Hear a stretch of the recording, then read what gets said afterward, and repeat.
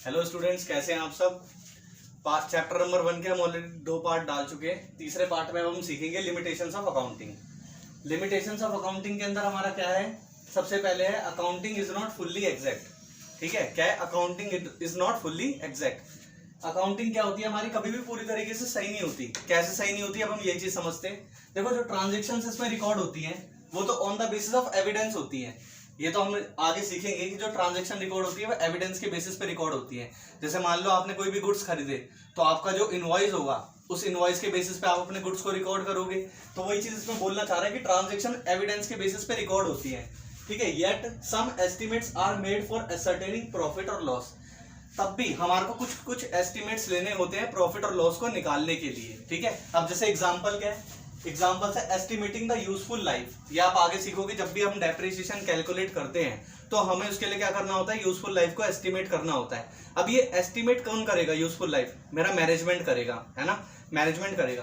तो जो मैनेजमेंट करेगा एस्टिमेट यूजफुल लाइफ, क्या वो जरूरी है हर बार सही निकले? नहीं, एस्टिमेट्स हमेशा हर बार ठीक नहीं होते। तो इसलिए बोला गया accounting is not fully exact. I hope ये आपको समझ में आ गया होगा। अगला, अनरियलिस्टिक इन्फॉर्मेशन। ये अनरियलिस्टिक इन्फॉर्मेशन का मतलब क्या है? अनरियलिस्टिक इन्फॉर्मेशन का मतलब है कई बार अकाउंटिंग ऐसी भी होती है कि हमारे को बिल्कुल रियल इन्फॉर्मेशन नहीं देती। कैसे समझते हैं, यहाँ पे एसेट्स जो रिकॉर्ड करे जाते हैं ना वो हिस्टोरिकल कॉस्ट पे रिकॉर्ड करे जाते हैं। एसेट्स किस पे रिकॉर्ड करे जाते हैं? Historical cost. हिस्टोरिकल कॉस्ट का मतलब क्या होता है, जितने में आपने उस एसेट्स को खरीदा। किस में रिकॉर्ड होते हैं? जिसमें आपने उस एसेट्स को खरीदा उस प्राइस पे रिकॉर्ड होते हैं हमारे एसेट। ठीक है, as a result current value are not known. अब इससे क्या होता है कि जो एसेट्स की करंट वैल्यू चल रही है, क्या आपको पता चल पाएगी? नहीं पता चल पाएगी। क्यों? क्योंकि आपने तो एसेट्स को किस पे रिकॉर्ड किया हुआ है, जितने में आपने खरीदा था उसे हिस्टोरिकल कॉस्ट में। तो अनरियलिस्टिक इंफॉर्मेशन में ये पॉइंट था। अगला, accounting ignores the qualitative element. अभी हम लिमिटेशन पढ़ रहे हैं ना कि अकाउंटिंग में क्या क्या कमियां हैं। तो पहली कमी हमने क्या पढ़ी कि अकाउंटिंग हमेशा पूरी ठीक नहीं होती।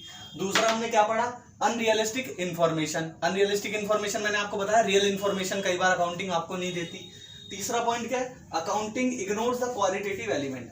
अकाउंटिंग क्या करती है, मेरे क्वालिटेटिव एलिमेंट्स को इग्नोर करती है। ये भी अकाउंटिंग की कमी है। क्या क्वालिटेटिव एलिमेंट्स का मतलब क्या होता है? Only monetary items are confined.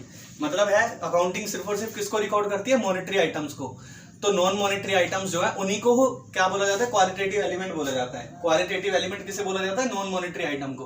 तो अकाउंटिंग उसको रिकॉर्ड नहीं करती। अब इसके एग्जांपल क्या है? एग्जांपल है जैसे मान लो इंडस्ट्री रिलेशंस। आपका एक बिजनेस का दूसरी इंडस्ट्री के साथ क्या रिलेशन है, ये तो नॉन मॉनेटरी टर्म्स है ना। हो सकता है अच्छा रिलेशन हो सकता है बुरा रिलेशन हो। तो अकाउंटिंग क्या करती है? क्वालिटेटिव एलिमेंट्स को इग्नोर करती है। अगला, और पब्लिक रिलेशंस को भी इग्नोर करती है। तो ये 3 पॉइंट अभी हम कवर करते हैं। अब आगे हम 2 पॉइंट और करते हैं। लिमिटेशंस ऑफ अकाउंटिंग में अगले हमारे 2 पॉइंट क्या है? Accounting ignores the effect of price level changes. Accounting ignores the effect of price level changes. बहुत अच्छे समझना, इंपॉर्टेंट पॉइंट्स है दोनों के दोनों। पहला क्या है, accounting statement are prepared at historical cost. ये भी हमने पहले सीखा था। जो अकाउंटिंग स्टेटमेंट हम बनाते हैं, मतलब अभी हमने सीखा था ना एक पॉइंट में, ऊपर वाले पॉइंट में कि एसेट्स रिकॉर्ड होते हैं हिस्टोरिकल कॉस्ट पे। तो वही चीज बोल रहा है, अकाउंटिंग स्टेटमेंट्स भी किस पे प्रिपेयर होती है? हिस्टोरिकल कॉस्ट पे प्रिपेयर होती है। ठीक है, तो जो वैल्यू ऑफ मनी है वो चेंजेस फ्रीक्वेंटली। अब देखो, वैल्यू ऑफ मनी भी फ्रीक्वेंटली चेंज होती है। अब आप बोल रहे वैल्यू ऑफ मनी कैसे चेंज होती है? 1 रुपए के सिक्के की वैल्यू तो 1 रुपए के सिक्के जितनी रहेगी, ऐसा नहीं है। देखो, इसे आप ऐसे समझो कि पहले आप टॉफी लेते थे 1 रुपए की 4। क्या वो आज टॉफी 1 रुपए की 4 ले पाओगे? नहीं ले पाओगे।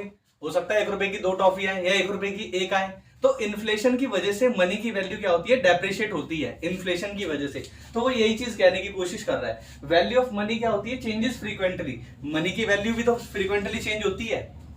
It does not remain stable. यही चीज कह रहे हैं, मनी कभी भी आपका स्टेबल नहीं रहता। जैसे आप ऐसा समझ लो, जो ड्रेस आप आज 500 रुपए में लोगे, है ना, 2 साल के बाद क्या वो 500 रुपए की मिलेगी? नहीं, हो सकता है उसकी वैल्यू बढ़ जाए या वैल्यू कम हो जाए। तो वही चीज कह रहा है, value of money changes frequently. जो मनी की वैल्यू है वो क्या होती है? फ्रीक्वेंटली चेंज होती रहती है। It does not remain stable. Money की वैल्यू कभी भी स्टेबल नहीं रहती। Presumes the value of money remain stable. पर हमारी अकाउंटिंग क्या मान लेती है? जो मनी की वैल्यू है वो क्या है? स्टेबल है। तो यही कहता है accounting ignores the effect of price level changes. आप हर चीज को तो हिस्टोरिकल कॉस्ट पे रिकॉर्ड कर रहे हो, तो जो वैल्यू ऑफ मनी चेंज हुई, क्या अकाउंटिंग ने उसको कंसीडर करा? नहीं कंसीडर करा। तो ये भी तो एक लिमिटेशन है अकाउंटिंग की। अगला, अकाउंटिंग में led to window dressing. Accounting में लेड टू विंडो ड्रेसिंग। ये पॉइंट बहुत ज्यादा इंपॉर्टेंट है। इसके ऊपर हो सकता है आपके सेपरेट केस स्टडी में बन जाए। विंडो ड्रेसिंग का मतलब क्या होता है समझना। विंडो ड्रेसिंग का मतलब होता है मैनिपुलेशन करना। किसमें? अकाउंट्स में मैनिपुलेशन करना। आपने देखा ना बड़ी बड़ी कंपनीज कई बार क्या करती है, अपने प्रॉफिट्स को बढ़ा देती है जिससे ज्यादा इन्वेस्टर्स अट्रैक्ट हो, ज्यादा इन्वेस्टमेंट करे। तो वही चीज वो बोल रहा है, अकाउंटिंग में लेड टू विंडो ड्रेसिंग। कई बार अकाउंटिंग में क्या होता है, विंडो ड्रेसिंग होता है। विंडो ड्रेसिंग का मतलब क्या होता है, मैनिपुलेशन करना। मैनिपुलेशन करना किसमें? अकाउंट्स के अंदर, in a way to conceal vital fact. Conceal vital facts का मतलब क्या है? मतलब कंसील करना मतलब होता है चुराना, वाइटल फैक्ट्स को चुराना। And present the financial statement to show a better position. Simple सी बात है, आप क्या करते हो, मैनिपुलेशन करते हो अकाउंट्स में और अपनी फाइनेंशियल स्टेटमेंट को एक बेटर पोजीशन में दिखाते हो, ठीक है, देन व्हाट एक्चुअली इज। जो एक्चुअल में इसकी पोजीशन है उससे ज्यादा अच्छा दिखा देते हो आप मैनिपुलेशन करके, ठीक है। इन दिस सिचुएशन, अब बताओ इस सिचुएशन में क्या होगा, जो इनकम स्टेटमेंट है वो सही प्रॉफिट नहीं बताएगी और जो आपकी बैलेंस शीट है वो भी आपकी सही पोजीशन नहीं बताएगी एसेट्स एंड लायबिलिटी की। तो यही अकाउंटिंग की कमी है। एक तो हमने पढ़ा accounting ignores the effect of price level changes, और दूसरा हमने पढ़ा अकाउंटिंग में led to window dressing. Window dressing मतलब मैनिपुलेशन करना अकाउंट्स के अंदर। तो अब हम एक और इंपॉर्टेंट टॉपिक करने जा रहे हैं, qualitative characteristics of accounting information. ये भी एग्जाम में पूछा जाता है, ठीक है। क्वालिटेटिव कैरेक्टरिस्टिक्स का मतलब क्या होता है? क्वालिटेटिव कैरेक्टरिस्टिक्स का मतलब है कि हमारी फाइनेंशियल स्टेटमेंट कैसी होनी चाहिए या हमारी अकाउंटिंग इन्फॉर्मेशन कैसी होनी चाहिए। दोबारा रिपीट कर देता हूँ, qualitative characteristics of accounting information, ये हम पढ़ रहे हैं। क्वालिटेटिव कैरेक्टरिस्टिक्स का मतलब है कि हमारी अकाउंटिंग इन्फॉर्मेशन जो है या फाइनेंशियल स्टेटमेंट जो है वो कैसी होनी चाहिए। जैसे आप अपने बारे में बताते हो ना कि मतलब पर्सन इतना लंबा होना चाहिए, इतना गोरा होना चाहिए, तो इसी तरीके से अकाउंटिंग इन्फॉर्मेशन कैसी होनी चाहिए। तो पहला है रिलायबिलिटी। क्वालिटेटिव कैरेक्टरिस्टिक्स में पहला पॉइंट क्या है? रिलायबिलिटी। रिलायबिलिटी का मतलब क्या होता है? Reliability means it is verifiable, free from bias and material error. भाई रिलायबिलिटी का मतलब है भरोसा करना। आपकी अकाउंटिंग इन्फॉर्मेशन ऐसी होनी चाहिए कि यूजर्स उस पर पता है क्या कर पाए, रिलाय कर पाए। अब ये रिलायबल का मतलब क्या होता है? उसमें कोई भी एरर नहीं होनी चाहिए। ये देखो लिखा हुआ है it is verifiable, free from bias and material error. Bias मतलब क्या है? मैनिपुलेशंस वगैरह ना हो, और उसमें क्या है, मटेरियल एरर ना हो। तो आपकी अकाउंटिंग इन्फॉर्मेशन कैसी होनी चाहिए? रिलायबल होनी चाहिए, पहला पॉइंट। दूसरा पॉइंट रेलिवेंस। रेलिवेंस का मतलब पता है क्या होता है? सफिशिएंट। आप ऐसा समझ सकते हो, सफिशिएंट मतलब जितनी इंफॉर्मेशन यूजर्स को चाहिए उसमें उतनी इंफॉर्मेशन होनी चाहिए। मतलब सारी वो इंफॉर्मेशन होनी चाहिए जिसके बेसिस के ऊपर यूजर मेरे डिसीजन मेकिंग ले सकते हैं। देखो, information is relevant if it meets the needs of the users in decision making.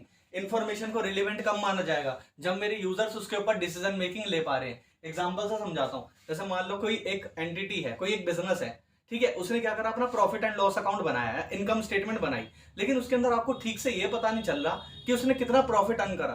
तो बताओ वो रेलिवेंट है? रेलिवेंस है उसके अंदर? नहीं है। क्यों? क्योंकि इसके ऊपर आप डिसीजन ही नहीं ले सकते। तो इंफॉर्मेशन को कब रिलायबल रेलिवेंट माना जाएगा? रेलिवेंट तब माना जाएगा if it meets the needs of the users in decision making. जब वो मेरे यूजर्स की नीड्स को मीट करे, मतलब मेरे यूजर्स क्या है, इस पर डिसीजन मेकिंग कर पाए। अगला अंडरस्टैंडेबिलिटी। ये हमने स्टार्टिंग में पढ़ा था ना, समराइजिंग याद आ रहा है कि हम कैसे करते थे, इंफॉर्मेशन को बनाते थे एक अंडरस्टैंडेबल फॉर्मेट में, ट्रेडिंग अकाउंट, प्रॉफिट और लॉस अकाउंट और बैलेंस शीट यूज करते थे। तो वही चीज बोलना बता रहा हूँ, अंडरस्टैंडेबिलिटी। अंडरस्टैंडेबिलिटी का मतलब है आपकी अकाउंटिंग इंफॉर्मेशन अंडरस्टैंडेबल होनी चाहिए।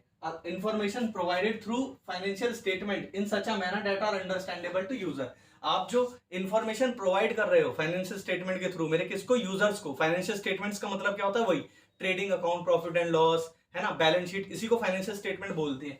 तो जो आप इंफॉर्मेशन प्रोवाइड कर रहे हो, ठीक है, फाइनेंशियल स्टेटमेंट के थ्रू, वो इस मैनर में करो कि मेरी क्या है, अंडरस्टैंडेबल हो मेरे किसके, यूजर्स के लिए। अगला कंपैरेबिलिटी। कंपैरेबिलिटी का मतलब क्या है? आपने जो अकाउंटिंग इंफॉर्मेशन बनाई है वो ऐसी होनी चाहिए कि मेरे यूजर्स क्या कर पाए, उसको कंपेयर कर पाए, कंपैरिजन कर पाए। अगर कंपैरिजन ही नहीं कर पाएंगे तो फायदा क्या है? मान लो आपकी कंपनी भी साबुन बना रही है, सामने वाले की कंपनी भी साबुन बना रही है, लेकिन आप अपने प्रॉफिट को उस वाले प्रॉफिट से कंपेयर ही नहीं कर पा रहे, यूजर्स कंपेयर ही नहीं कर सकते, तो ये चीज तो गलत हो जाएगी। तो कंपेरेबिलिटी होनी चाहिए हमारी अकाउंटिंग इन्फॉर्मेशन में, ठीक है। User should be able to compare the accounting information. मतलब आपने जो अकाउंटिंग इन्फॉर्मेशन बनाई है, यूजर्स उसको क्या कर पाए, कंपेयर कर पाए। कंपैरिजन दो तरीके से होता है, देखो मैंने यहाँ पे बनाया भी है। कंपैरिजन होता है दो तरीके से, एक होता है इंट्रा फर्म कंपैरिजन। क्या होता है? Intra firm comparison. एक होता है इंटर फर्म कंपैरिजन। अब ये intra firm comparison, intra firm comparison, इनका मतलब क्या है समझते हैं। इंट्रा फर्म कंपैरिजन का मतलब होता है अपने बिजनेस को अपने ही बिजनेस से कंपेयर करना। आप कहते हो ये क्या चीज है, अपने बिजनेस को अपने बिजनेस से कंपेयर करना। जैसे मान लो आप कहते हो आपने 2011 में 1 लाख का प्रॉफिट कमाया, 2010 में आपने 80,000 का प्रॉफिट कमाया था, तो मतलब होता है आप अपने रिजल्ट्स को अपने पीरियड्स के रिजल्ट्स को पिछले पीरियड से क्या कर रहे हो, कंपेयर कर रहे हो। अपने बिजनेस को कंपेयर करना अपने ही रिजल्ट से, ये क्या होता है, इंट्रा फर्म कंपैरिजन। देखो of the periods either with that of other periods, मतलब आप इस बार के पीरियड्स को किसी भी पिछले साल के पीरियड से कंपेयर कर रहे हो, ठीक है, अदर पीरियड से कंपेयर कर रहे हो। हिंदी में भी लिखा हुआ है, अपने बिजनेस को अपने ही पीरियड से कंपेयर करना। अपने बिजनेस को अपने ही पीरियड से कंपेयर करना क्या होता है सर, इंट्रा फर्म कंपैरिजन होता है। एक होता है मेरा inter firm comparison. Inter firm comparison मतलब क्या होता है, अपनी अकाउंटिंग इंफॉर्मेशन को दूसरे बिजनेस से क्या करना, कंपेयर करना। इसको बोलते हैं इंटर फर्म कंपैरिजन। देखो, comparison of accounting information with the other enterprise, अपने अकाउंटिंग इंफॉर्मेशन को अदर एंटरप्राइजेस से कंपेयर करना, अपने बिजनेस को दूसरे बिजनेस से कंपेयर करना, हिंदी में भी लिख दिया। तो ये था हमारा qualitative characteristics of accounting information. Friends, आज के लिए हम सिर्फ इतना ही कंटेंट रखते हैं, मिलते हैं नेक्स्ट क्लास के अंदर। अगर आपको मेरी वीडियो पसंद आ रही है तो वीडियो को लाइक करना और चैनल को सब्सक्राइब करना। Bye bye.